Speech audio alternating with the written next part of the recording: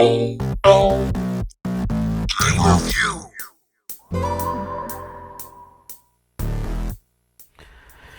what up, y'all? Intravenous here, back with another episode of POL Gamer View. Today we're going to do another part to our PSP Gems series, and this time we're going to do action-adventure platformers. And we're going to start out with a Crash Bandicoot game. When these newer Crash Bandicoot games came out, and when I say newer, I mean back in the day they were different than the first trilogy, you could say, and Wrath of Cortex after that. So these newer ones that came out, they looked very different, and I had a hard time taking them seriously and accepting them as Crash Bandicoot games. But after playing Crash Bandicoot Mind Over Mutant, I figured out that these are actually really good games. This one is, and it doesn't take away from what Crash Bandicoot is. It actually adds more to it, surprisingly, and it gives you ways to unlock new moves and more to collect and more to explore. It's a little more three-dimensional than the first three Crash Bandicoot games. So let's take a look at our first game, which is Crash Mind Over Mutant. Crash, he looks pretty tough. If he's blocking your attacks, you must use a charged attack to smash through. Good job, Crash! Crash Bandicoot Mind Over Mutant is a platform video game developed by Radical Entertainment for the PlayStation 2, the PlayStation Portable, Wii, and the Xbox 360. The PlayStation Portable version was ported by Virtuos, and there's also a Nintendo DS version of the game developed by Toze. It was released in North America on October 7th, 2008, and was later released in Europe and Australia on October 29th and October 31st, respectively. It is the second game in the series not to have a Japanese release after Crash of the Titans. It is the first game in the franchise to be published by Activision following its merging with the series' previous publisher, Vivendi Games, and the last major console entry as a whole until 2017's Crash Bandicoot N. Sane Trilogy, a remaster of the first three Crash games. Crash Mind Over Mutant is the 15th installment in the Crash Bandicoot video game series and the 7th in the main franchise. The game's story centers on the arrival of a popular technological device, a parody of devices such as the iPhone and the BlackBerry, that puts whoever uses it under the control of the device's creators, whom are Dr. Neo Cortex and Dr. Nitrous Brio. The title received an overall mixed response, with opinions varying from version to version. The PS2 and Wii versions were met with generally favorable reviews, while the Xbox 360 version generated a less positive reaction. Much praise was reserved for the voice acting and the satire, the humor of the game's narrative, cutscenes and dialogue, while the unadjustable camera and extensive backtracking were heavily criticized. The Nintendo DS version was received negatively for what critics described as dull and repetitive gameplay.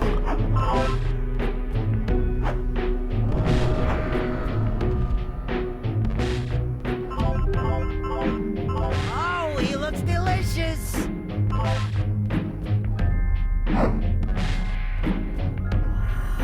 You can use your sneeze attack to easily freeze glass of water.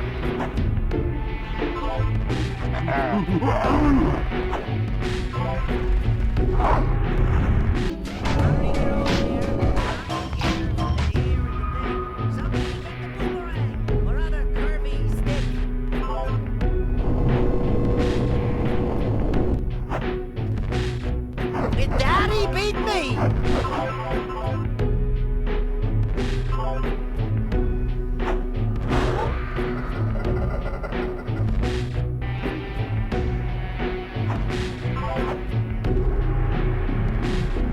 That's bad. So cold!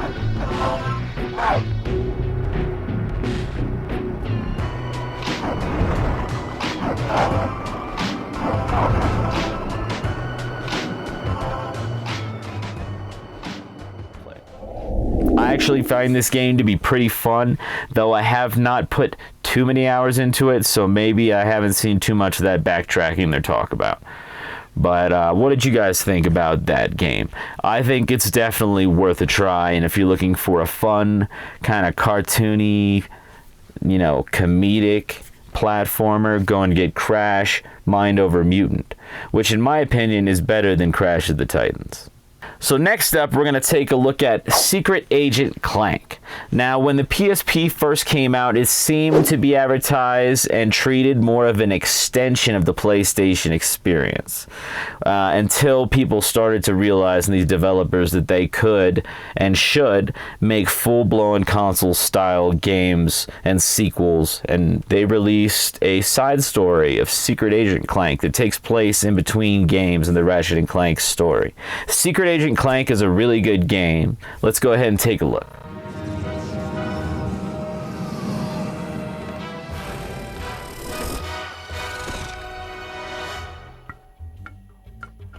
Secret Agent Clank is a platform game developed by High Impact Games for the PlayStation Portable and published by Sony Computer Entertainment. It was released in North America on June 17, 2008. A PlayStation 2 version was ported by Sanzaru Games and was released on May 26, 2009 in North America, and in Europe on June 19, 2009. This is the second game in the Ratchet & Clank series released for the PlayStation Portable, and the sixth in the Ratchet & Clank series released for the PlayStation 2. The theme of the game is a spoof of the James Bond series and is based on the Secret Agent Clank element of Up Your Arsenal. To fit with the James Bond theme, Clank has an array of helpful gadgets and devices on his tuxedo, such as a bow tie that he can use as a boomerang and a rose that turns into a carnivorous plant to devour enemies.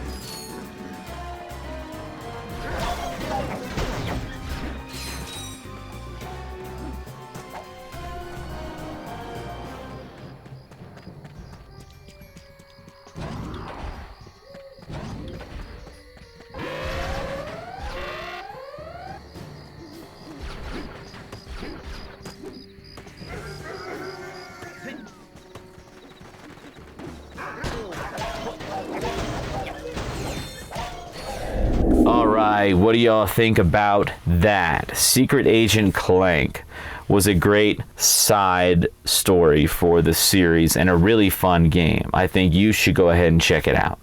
So next up, why not let's jump to Ratchet & Clank Size Matters. Now, Ratchet & Clank Size Matters came out before Secret Agent Clank, and everybody wanted to have a full-blown console version of the Ratchet & Clank series on the PlayStation Portable. Of course, why not? And it was good, still is. The graphics hold up to this day in all of these, might I say. And let's go ahead and take a look at Ratchet & Clank Size Matters.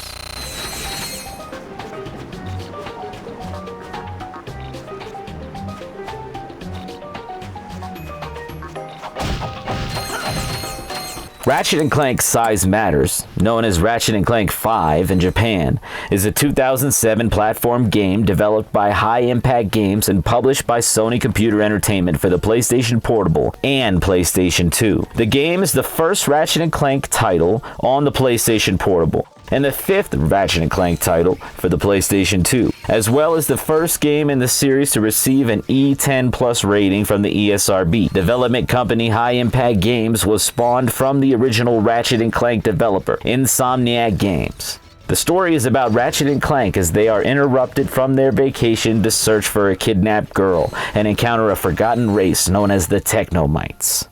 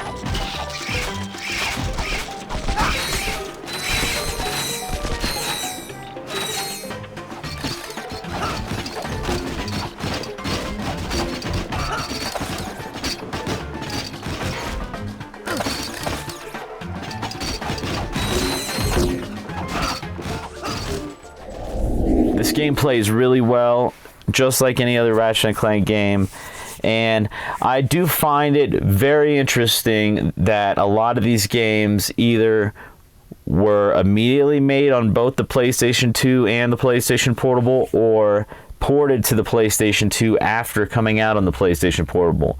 And that's because people realized how good these games are, and some people wanted to play them on the console, some people who maybe weren't into portables, right?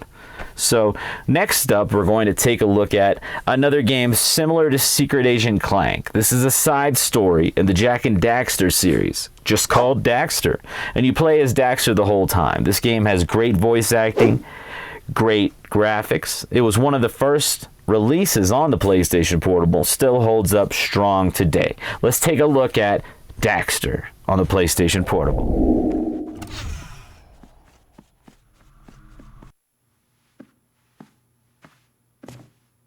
Looks like the bugs won. What was that? Nothing. All right. Everything with more than 2 legs start trembling, because the Daxtonator is in the building. That's the spirit. Are you ready for your first test? Just give me the bug juice, Pops, and make it a double. I'll hose down every creepy crawly that moves. No. You must first learn the basics. In my day, we hunted bugs with style and class. A more elegant weapon, a more civilized touch. Now, for your first job, I want you to go and take out all the loose bugs in the local hotel.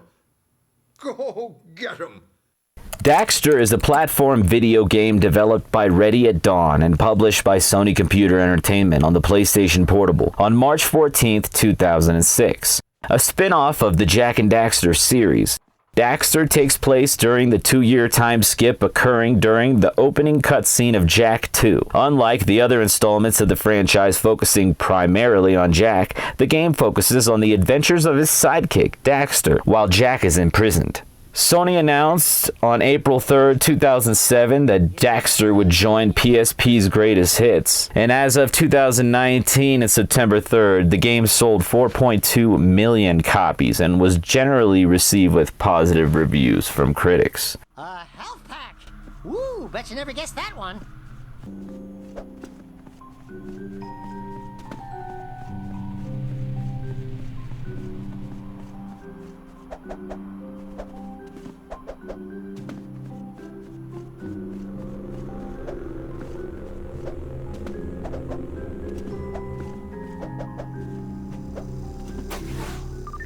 Daxter, that gold gem is dropped by all of these new nasty bugs. Collect as many. That's the hotel, Daxter. Head inside and talk to the concierge. And remember, your job is to exterminate bugs. Whoa! Get a load of this place!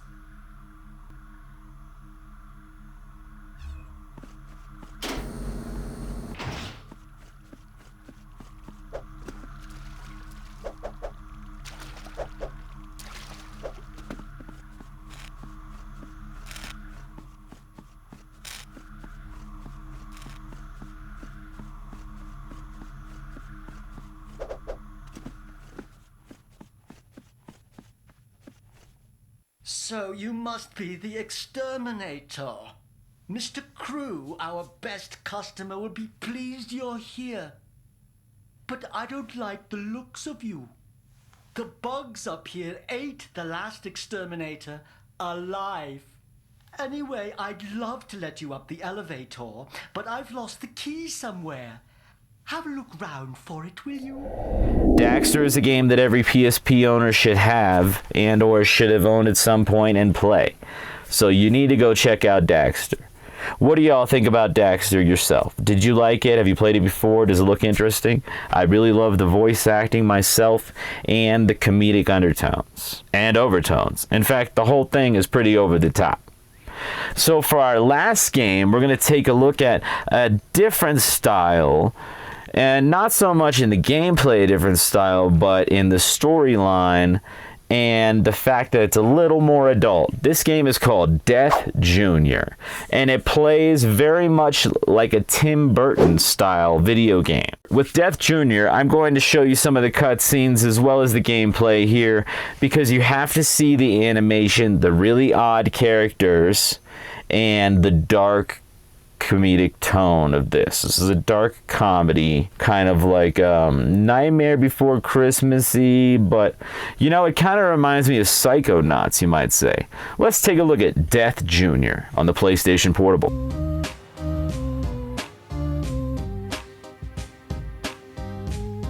File in class and give me your reports by the end of the day. Move it, Molly. Oh, God. We'll start in the archives. Becky, stop hitting Max.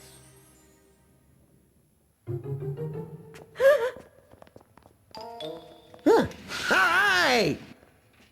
We should stay with the class. Damn it. Now I'm all nervous. See? Come on, guys. What am I supposed to write our report about? What we didn't learn today? You suck, Stigmartha. Dead Guppy's not scared. I do not suck. We're gonna get arrested again. Put a cork in it. There is a cork in it. Aw, gross! Repulsive! I tire of this discussion. You volunteered to write the report for our group, Marty. Complaining is futile. Let us find more stimulating amusement. Like that. La la la la la la. Oops. An artifact estimated to be thousands of years old. Attempts to open it have failed. The mysteries may never be known. Ooh, wicked. Stop it, Pandora. Whomever locked that box obviously didn't want it opened again. Ugh. Grr. It won't open. Ugh. That's weird. I can open anything. Death Jr. is a 2005 video game for the PlayStation Portable. The PSP iteration was the first PSP game shown publicly and advertised as a killer app. It was released to a mixed reception and noted for numerous problems about the camera, gameplay, and uninspiring graphics, but was praised for its Tim Burton-esque themes and quirky characters. Slightly better received was the comic book adaptation by Gary Whitta and Ted Naifeh. Or Ted Naifeh, I'm not sure how that's pronounced, which includes 2 3-issue miniseries. That's interesting. The game was followed by Death Jr. 2, Root of Evil in 2006, and Death Jr. and the Science Fair of Doom in 2007. Death Jr. was conceived during experiments with the engine of the canceled game Prime 8, a planned spin-off of the Spyro the Dragon series.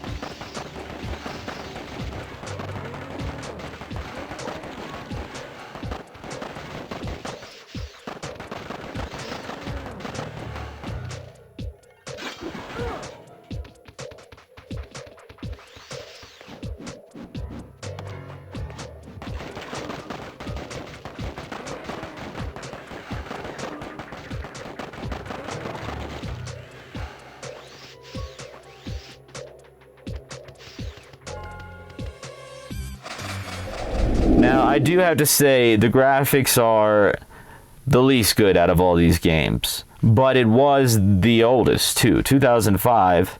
That's a really old game. This is one of the first games shown for the PlayStation Portable, according to this description here. Death Jr. 2 we will be showing in another episode. So, what did you think about Death Jr. yourself? I think you should check it out and pick it up, especially if you like Tim Burton and some weird, dark comedy like that. I also might want to recommend checking out that mini-series, which I will do myself. Anywho, the third Death Jr. game was released only on the Nintendo DS, so maybe we'll take a look at that Sunday. This is the end of our 5 games for this part of PlayStation Portable Gems. I call them gems because they're really good games. They're not hidden gems because a lot of them people have heard of before. And let's face it, the PlayStation Portable has been around for a long time, but they have a massive library of really good games. So I've got a lot more PSP gem videos coming, and if you like this, please hit the like and subscribe button. I would really appreciate it, as it helps me and inspires me to make more videos. I'll be making another video soon on the PSP gems, and it seems that people have voted on a sequel to the first-person shooter episode. Yes, there are 5 more first-person shooters on the PlayStation Portable to talk about, and we might do that next. If you're not aware of voting for videos on this channel, check out the community tab on this page, where I do regular polls to see what you, the viewer, want to see next. Anyways, until next time, I hope you have a beautiful day and night. Goodbye.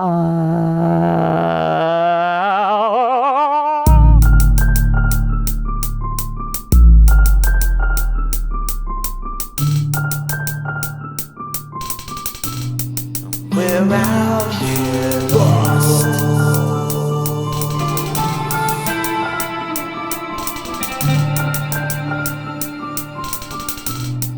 We're out here